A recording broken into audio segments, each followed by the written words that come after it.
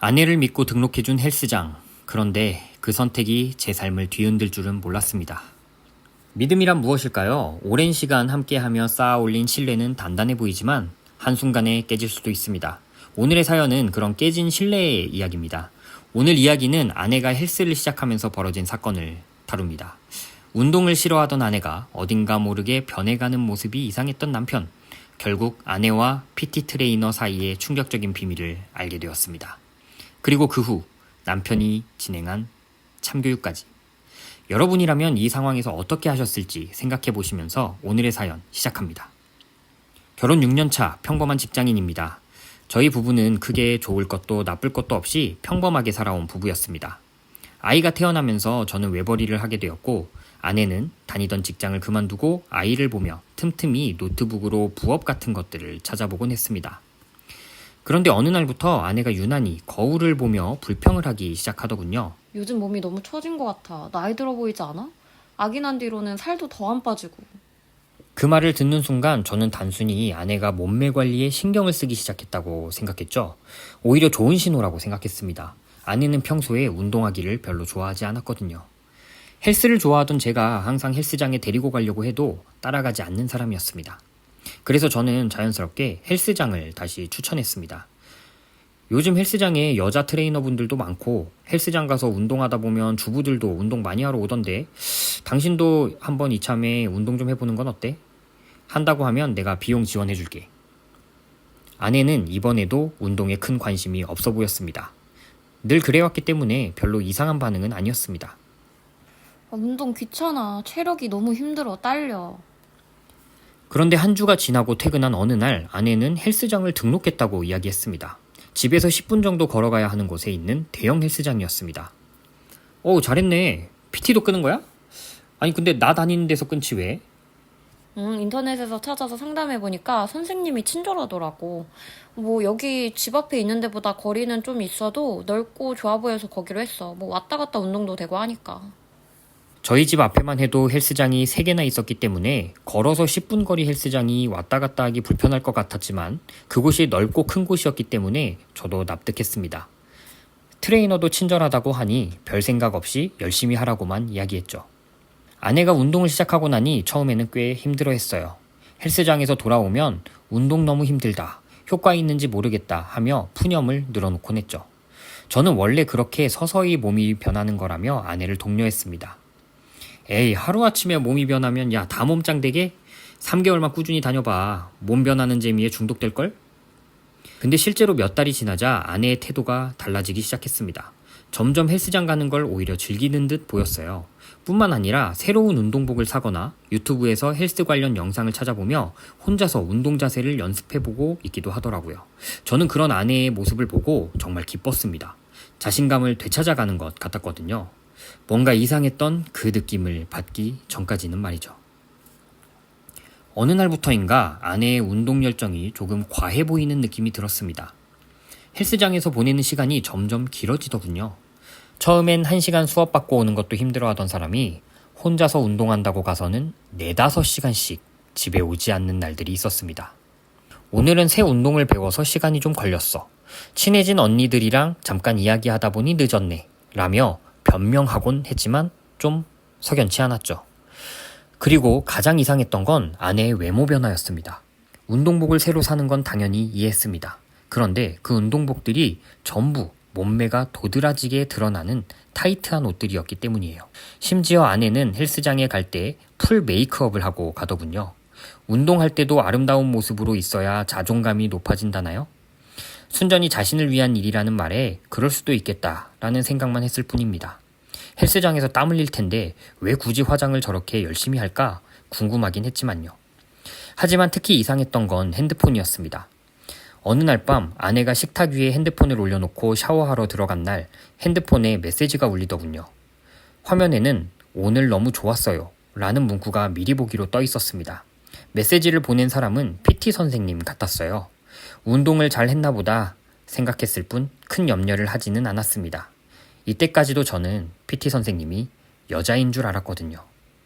그런데 아내의 PT 선생님은 남자였습니다.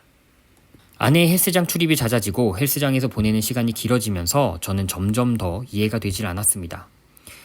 아니, 헬스장에서 도대체 무슨 운동을 얼마나 하길래 이렇게 오래 있는 거야? 운동도 싫어하던 사람이. 어느 날 저는 직접 그 헬스장에 찾아가 아내를 지켜보기로 했습니다. 아내에게 말없이 반차를 쓴 어느 날, 그 헬스장에 1일권을 구매해서 도착했을 때 아내는 러닝머신 위에서 TV를 보며 유산소 운동을 하고 있었습니다. 저는 몰래 숨어 아내를 멀리서 관찰했습니다. 순전히 궁금함이었고 아내를 놀래켜 주려는 장난의 의도도 있었죠.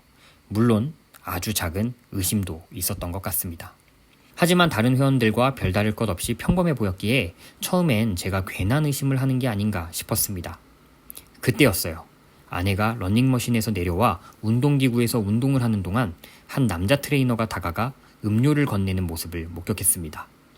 누구지? 영업하는 건가? 애써 대수롭지 않게 넘기려 했지만 두 사람이 대화를 나누는 모습에서 묘한 분위기를 느꼈습니다. 트레이너는 아내의 옷 매무새를 만지며 뭔가 농담을 건네는 듯 보였고 아내는 크게 웃으며 고개를 끄덕였습니다. 저렇게 환한 미소로 대화한 적이 있었던가? 저도 모르게 주먹이 쥐어지더군요. 집에 돌아온 뒤 아내에게 조심스럽게 물었습니다. 당신 운동 갔다 왔어? 당신 운동 가르쳐주는 트레이너 혹시 남자 트레이너야? 아내는 대수롭지 않게 대답했습니다. 아, 민수 선생님? 내가 말 안 했나? 친절하고 잘 알려줘. 왜?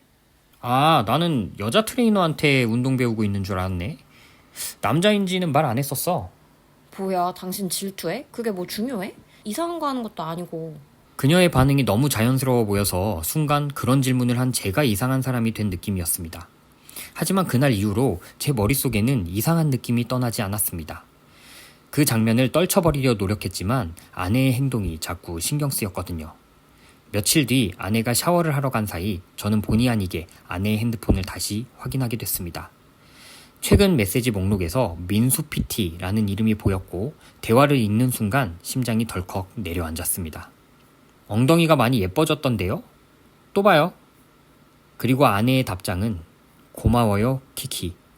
선생님 덕분이에요. 였습니다. 그날부터 저는 의처증에 걸린 환자처럼 더 많은 단서들을 쫓기 시작했습니다.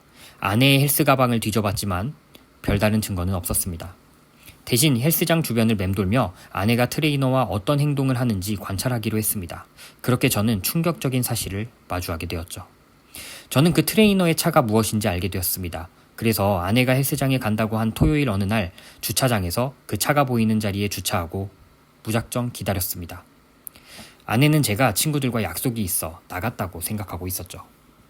저는 결국 아내와 그 트레이너가 함께 차에 올라타는 모습을 보게 됐고 그들의 뒤를 밟아 모텔로 향하는 그들의 모습을 마주하게 되었습니다.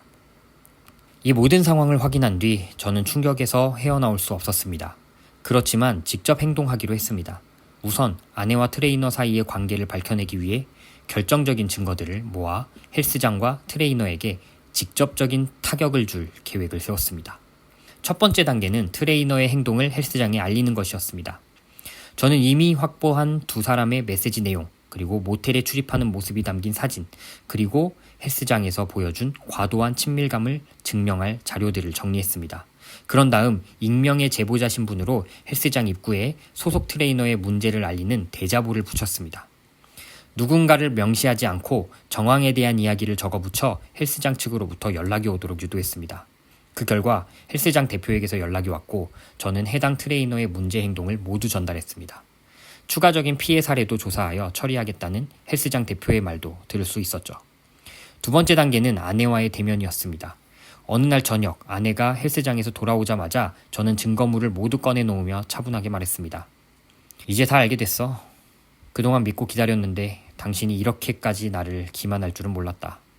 이게 당신이 말하던 운동의 결과야? 아내는 처음에는 변명을 늘어놓으려 하더군요. 하지만 제가 사진과 메시지 증거를 모두 보여주자 아무 말도 하지 못하고 눈물만 흘렸습니다. 그녀는 결국 잘못을 인정하며 용서를 구했지만 이미 저는 마음을 굳게 닫은 상태였습니다. 마지막 단계는 저희 가정을 파탄낸 그 트레이너를 직접 참교육하는 것이었습니다. 저는 트레이너가 있는 헬스장에 찾아가 그의 스케줄을 확인한 뒤 그와 단둘이 대면할 시간을 만들었습니다. 그는 제가 누군지도 모르더군요. 상담을 받으러 온 고객인 줄 알고 신이 나서 영업하려 했습니다. 저는 제 아내 이름을 말하고는 그에게 차분하게 말했습니다. 당장 이 일을 정리하고 헬스장에서 나가라. 이 동네를 뜨지 않으면 당신의 행적까지 이 일대 헬스장뿐만 아니라 인터넷에 모두 공개하겠다. 이렇게 말했죠. 트레이너는 저를 똑바로 쳐다보지 못하고 사과를 반복했습니다. 그리고 며칠 뒤 그는 헬스장에서 해고되었고 소식을 전해 들은 바로는 다른 곳으로 아예 이사를 갔다고 합니다. 이 모든 일이 끝난 후 남은 문제는 제가 아내와 계속 살아야 하는가에 대한 고민입니다. 이것은 아직 해결되지 않았습니다.